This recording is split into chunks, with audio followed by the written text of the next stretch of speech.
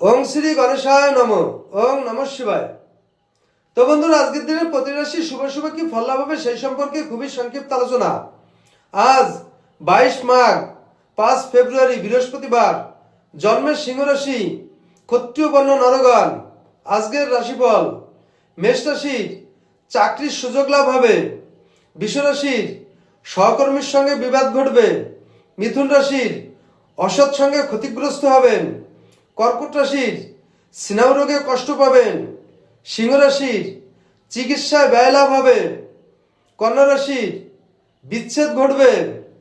তুলা রাশির নৈতিক জয়লাভ ঘটবে। বৃশ্চিক রাশির মিত্র লাভ হবে। ধনু রাশির ঋণ প্রাপ্তি হবে।